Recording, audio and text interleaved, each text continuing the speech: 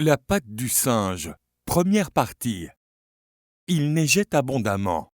À l'intérieur de la cabine, un feu de bois brûlait brillamment. John avait apporté sa Xbox.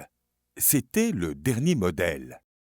Charlie et sa jeune sœur étaient émerveillés par les graphismes extrêmement réalistes.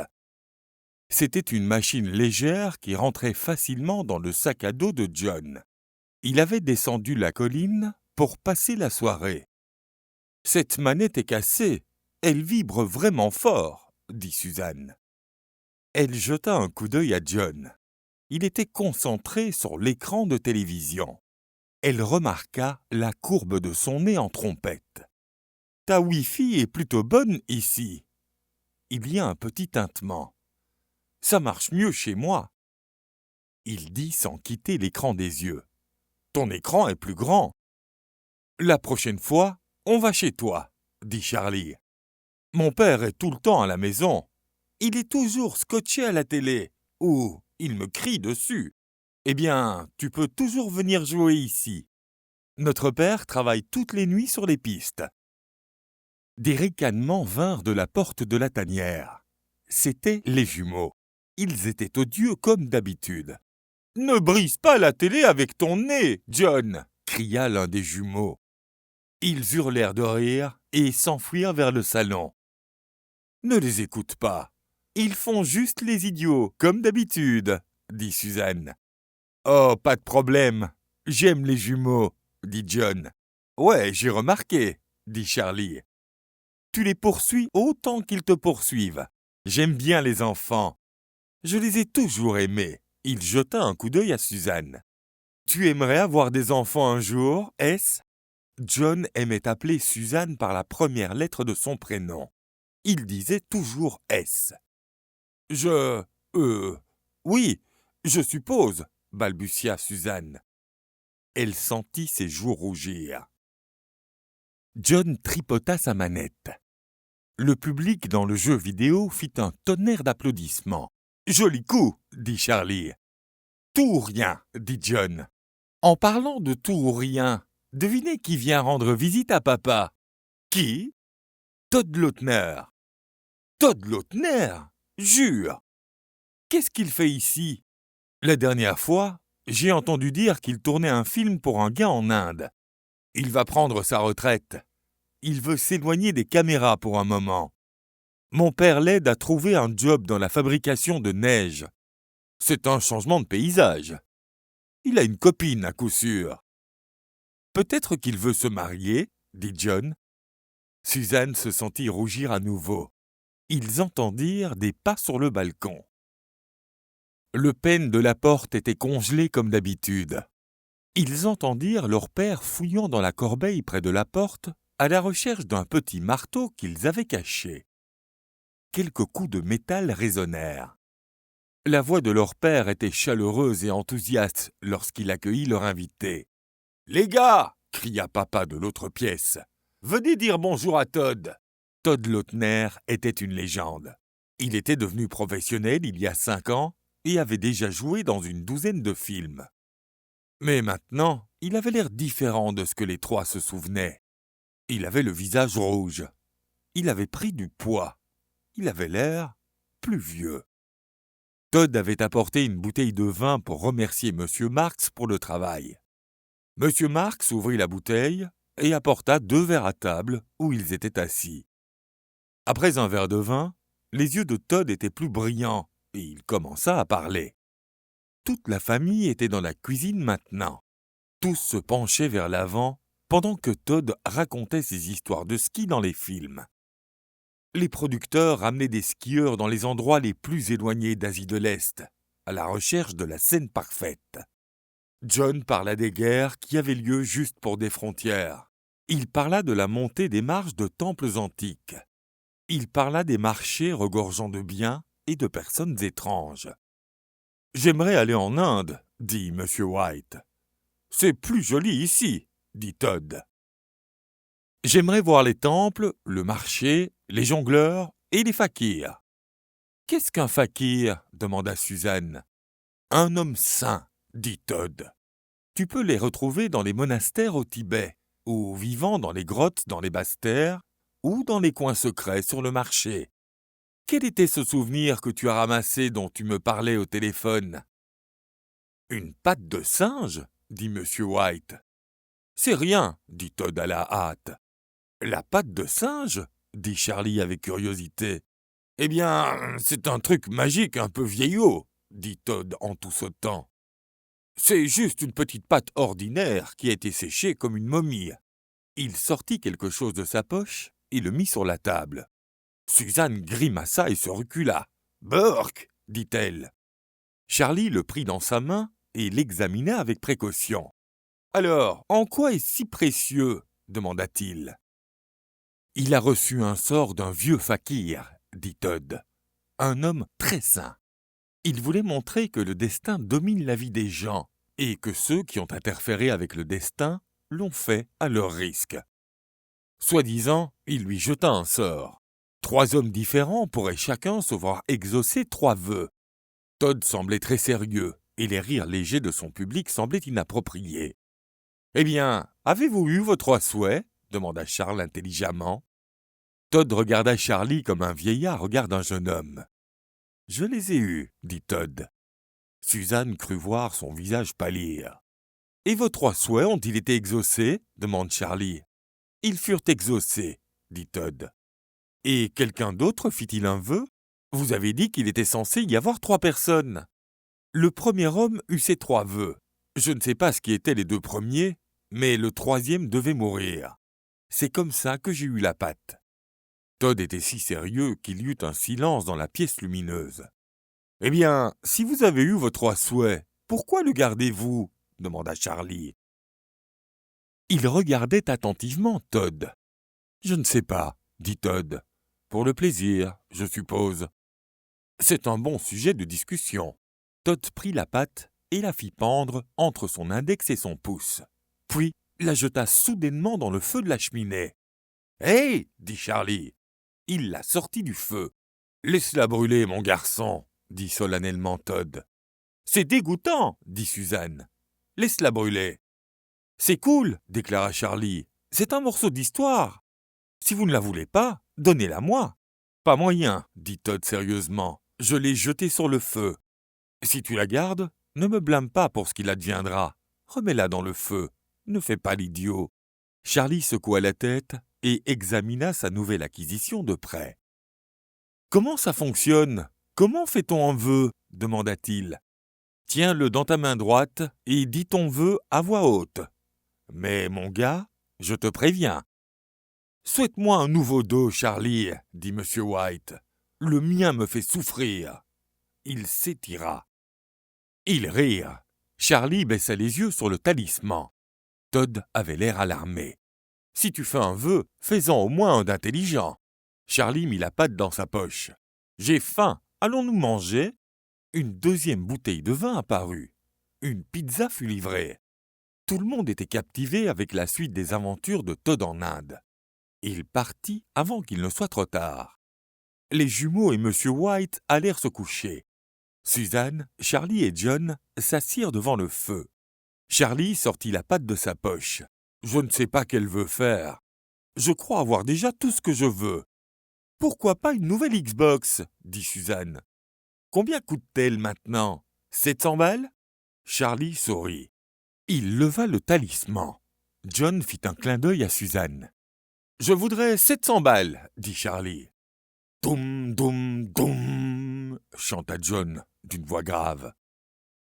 Charlie cria. Il fit tomber le talisman. Suzanne et John se levèrent et le fixèrent. « Ça a bougé !» cria-t-il en fixant l'objet jeté à terre. « Il s'est déplacé dans ma main comme un serpent. »« Eh bien, je ne vois pas d'argent, » dit John. « Et je parie qu'il n'y en aura jamais. »« Es-tu sûr que tu n'as pas rêvé ?» demanda Suzanne. « J'aurais juré l'avoir senti bouger, » bégaya-t-il. « Vous m'avez entendu crier ?» Ils se calmèrent à nouveau près du feu. Dehors, le vent soufflait plus fort que jamais. La neige s'empilait. Un silence s'abattit sur les 3 enfants. John leur souhaita une bonne nuit. « Je parie qu'il y aura de l'argent sous ton oreiller. » Avec quelques gremlins assis dans un coin de ta chambre en train de te regarder les mettre dans ta poche, dit John. Suzanne le raccompagna jusqu'à la porte. Charlie entendit des murmures de la porte d'entrée. Les rires de Suzanne, puis le silence. Il s'assit seul dans les ténèbres, regardant le feu mourant. Il vit des visages dedans.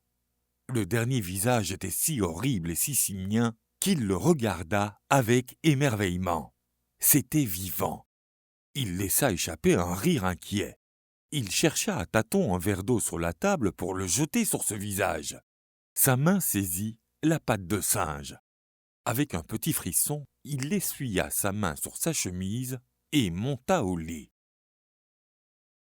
Deuxième partie. Samedi était l'ouverture annuelle du Mont Fulsum. John et Charlie étaient tous deux en compétition. La concurrence était un mot intéressant. Les deux avaient été meilleurs amis depuis la naissance. Mais tout le monde savait qui allait gagner la compétition. John avait toujours été le meilleur skieur, et on s'attendait à ce qu'il gagne facilement la compétition, même si de fortes neiges arrivaient des autres régions. C'était un grand spectacle. Les sponsors avaient placardé de toutes parts leur promotion. Il y avait de la nourriture et des boissons et des gradins pour les spectateurs pour qu'ils puissent voir la rampe. Comme on pouvait s'y attendre, John ne dupa pas le public et prit la première place. Charlie fut deuxième, mais seulement d'une petite marge. C'était une bonne journée de compétition. La cérémonie du prix était à 8 heures dans la loge principale. Après la compétition, Suzanne et Charlie retournèrent à la maison pour se changer et se mettre un bout sous la dent. Suzanne ne pouvait s'empêcher de penser au souhait que son frère avait fait la semaine précédente. Elle se demandait s'il y aurait une tombola à la cérémonie du prix. Elle décida qu'elle achèterait un billet. La petite patte sale ratatinée était hors de vue et hors d'esprit, posée sur le coin de la cheminée. Ils s'assirent à la table de la cuisine. « Tu vas rester tard jusqu'à la remise de médailles ?» demanda Charlie. Suzanne ne répondit pas. Elle regardait par la fenêtre une voiture qui venait de s'arrêter. C'était une voiture de fonction. Il y avait des décalcomanies de sponsors et de noms de marques plâtrées sur chaque centimètre. Un homme dans une combinaison de ski haut de gamme sortit du côté passager. Il marcha jusqu'à l'avant de la voiture. Il marcha jusqu'au coffre. Il l'ouvrit et fouilla dedans. Il marcha jusqu'au côté conducteur. Il conversa avec quelqu'un à travers la fenêtre à moitié ouverte. Il regarda la maison. Il regarda la voiture. Il fit une pause à nouveau. Il se maintint bien droit et marcha sur le chemin vers la maison. Suzanne se dirigea pour ouvrir la porte. Comme d'habitude, le loquet principal était coincé avec le gel. Le pêne devait être frappé avec un petit marteau. Elle invita le visiteur à entrer. Il semblait mal à l'aise sur le seuil de la porte. « On m'a demandé de venir en personne. Je viens du comité de prix pour l'événement. Il n'y aura pas de cérémonie de médailles ce soir. » « Pourquoi ?» demanda Charlie. Il s'assit à la table. « Il y a eu un accident. Nous savons que vous étiez amis, alors on m'a demandé de vous l'annoncer en personne. »« Qu'est-il arrivé ?» dit Suzanne à bout de souffle. « Est-ce que quelque chose est arrivé à John ? Est-il blessé ?»« Gravement blessé. Je suis navré, » dit l'homme calmement. « Mais il ne souffre plus. »« Oh, bon, ils doivent l'avoir mis sous anesthésiant. Est-il à la clinique ?» Elle s'arrêta net, comme si elle finissait par comprendre la situation. Elle se tourna vers Charlie et mit sa main tremblante dans la sienne. Il était retourné sur la colline pour une interview. L'équipage de maintenance faisait le démantèlement. Il se cogna contre la tractopelle, puis fut emporté par les chaînes et le motoculteur, dit l'homme à la veste de ski haut de gamme. « Emporté par le motoculteur », répéta Charlie dans un état second. Il regarda par la fenêtre. L'homme remua les pieds et toussa. « Les organisateurs savent à quel point vous étiez proches. Ils m'ont demandé de livrer cela. Ce sont les médailles et le prix. » Charlie et Suzanne regardèrent avec horreur le visiteur. Les lèvres de Charlie balbutièrent le mot. « Combien ? » « $700, était la réponse. Charlie ne remarqua pas le long cri de Suzanne, tout en se cognant la tête contre la table. Le cimetière de la nouvelle ville était à 2 kilomètres de la maison. Le père de John voulait qu'ils reposent là-bas, même si leur maison n'était considérée que comme une maison de vacances. La famille et les amis participèrent à l'enterrement. Suzanne et Charlie rentrèrent à leur maison silencieuses. Tout s'était passé si rapidement qu'ils n'arrivaient toujours pas à y croire. Ils restèrent dans l'attente d'un autre événement, quelque chose qui allégerait leur peine. Mais les jours passèrent et les attentes cédèrent la place à la résignation. Suzanne et Charlie ne s'échangeaient parfois aucun mot, comme s'ils n'avaient rien à dire. Environ une semaine plus tard, Charlie se réveilla soudainement dans la nuit. La chambre était sombre. Le bruit de pleurs étouffés venait du rez-de-chaussée. Il se leva dans son lit et écouta. Il descendit doucement les escaliers. Il vit Suzanne à la fenêtre. « Remonte à l'étage, dit-il. Tu vas attraper froid. » John a beaucoup plus froid. Elle étouffa un puissant sanglot. Les yeux de Charlie tombaient de sommeil. Il retourna dans son lit chaud. Il dormit profondément. Soudain, le cri de Suzanne le réveilla brutalement. « La patte !» s'écria-t-elle violemment. « La patte du singe !» Charlie se leva en panique. « Où est-ce ? Qu'y a-t-il » dit-il. Suzanne tituba vers lui en traversant la pièce. « Je la veux » dit-elle calmement. « Tu ne l'as pas brûlée, n'est-ce pas ? C'est sur le manteau de la cheminée, au coin. Pourquoi ?» Suzanne pleura et ria à la fois. « Je viens d'y penser. Je ne sais pas pourquoi je n'y ai pas pensé auparavant. Pourquoi n'y as-tu pas pensé ?»« Penser à quoi ?» questionna Charlie. « Les 2 autres souhaits, répondit-elle rapidement. Nous n'en avons eu qu'un. Un seul ne t'a pas suffi, demanda-t-il avec véhémence. Non, faisons-en un autre. Descends et donne-la-moi. Souhaitons que John revienne à la vie. Es-tu folle ? Allez, viens en bas. Juste comme avant, devant la cheminée. Notre souhait a été exaucé. Alors pourquoi pas un autre ? Dit Suzanne avec ferveur. C'était une coïncidence, balbutia Charlie. Allez, viens en bas, dit Suzanne tremblant d'excitation. Charlie regarda Suzanne. Il est mort il y a 10 jours, et d'ailleurs, il est méconnaissable. Il était dans un cercueil fermé. Il a heurté la pelle avant du tractopelle. Il est passé sous les chaînes. Il est passé sous le motoculteur. Comment pourras-tu le regarder ? Nous pouvons le ramener. Je l'ai connu toute ma vie. Il allait m'épouser. Comment puis-je avoir peur de lui ? Ils descendirent dans l'obscurité. Le talisman était toujours au coin du manteau de la cheminée. Charlie fut saisi par une peur horrible que son ami mutilé apparaisse devant lui, avant de pouvoir s'enfuir de la pièce. Le front de Charlie était froid de sueur. Il tint l'objet maléfique dans sa main. Le visage de Suzanne semblait changer alors qu'elle le regarda. Elle était pâle et dans l'attente. Ce n'était pas son visage habituel. Il avait peur d'elle. « Fais un vœu !» hurla-t-elle d'une voix assourdissante. « Ce n'est pas une bonne idée, » dit-il. « Fais-le !» répéta-t-elle. Il leva la main. « Je souhaite que mon meilleur ami revienne à la vie. » Le talisman tomba au sol. Il le regarda craintivement. Il trembla et s'enfonça dans sa chaise. Les yeux de Suzanne brûlaient. Elle se dirigeait vers la fenêtre et regarda dehors. Charlie s'assit jusqu'à ce qu'il se calme. Il fixait sa sœur, regardant par la fenêtre. Le feu n'était plus que des braises fumantes. Une flamme occasionnelle jetait des ombres saccadées sur le plafond et les murs. Il retourna au lit. Plus tard, il entendit les escaliers craquer quand Suzanne monta à l'étage. L'obscurité était oppressante. Le feu s'était éteint. Charlie fut réveillé par le froid. Au même moment, un coup à peine audible sonna à la porte. Son souffle fut coupé. Un 3e coup retentit plus fort à travers la maison. « Qu'est-ce que c'est ?» dit Suzanne, assise sur son lit dans l'autre chambre. « Juste le vent !» dit Charlie de sa voix tremblante. « Retourne te coucher !»« C'est John !» cria-t-elle. « C'est John !»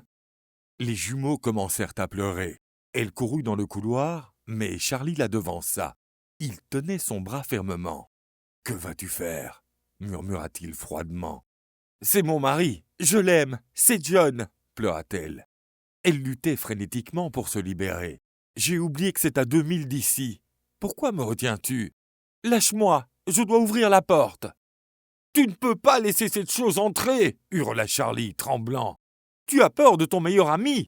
Elle pleura tout en se débattant. « C'est pourquoi il gagne toujours. Laisse-moi partir. »« Je viens, John !» Il y eut un coup, puis un autre. Avec un mouvement soudain, Suzanne se libéra et dévala les escaliers. Charlie la suivit et courut vers le manteau de la cheminée. Il pouvait entendre Suzanne ouvrir la serrure. « Où est le marteau ?» hurla Suzanne. Sa voix était tendue et haletante. « Je ne peux pas ouvrir la penne sans le marteau. Aide-moi à le trouver. » Charlie était à quatre pattes tâtonnant sauvagement sous les chaises à la recherche de la patte. Si seulement il pouvait la trouver avant que la chose du dehors ne rentre. Une fusillade de coups résonna à travers la maison. Il entendit le remue-ménage dans la boîte à outils pendant que Suzanne cherchait le marteau. Il entendit le coup et le grincement alors qu'elle frappa le verrou gelé. Au même moment, il trouva la patte de singe. Il fit son troisième et dernier souhait dans un souffle frénétique. Les coups cessèrent soudainement, bien que les échos résonnaient toujours dans la maison. Il entendit un dernier coup de fer contre l'acier. Il entendit la porte s'ouvrir. Un vent froid s'engouffra dans la maison. Un long gémissement de déception et de misère lui donna le courage de courir jusqu'à Suzanne. Puis, il s'élança jusqu'au bout du chemin. Un tourbillon de neige tourna vers le haut dans la nuit. Le réverbère clignota sur une route calme et déserte.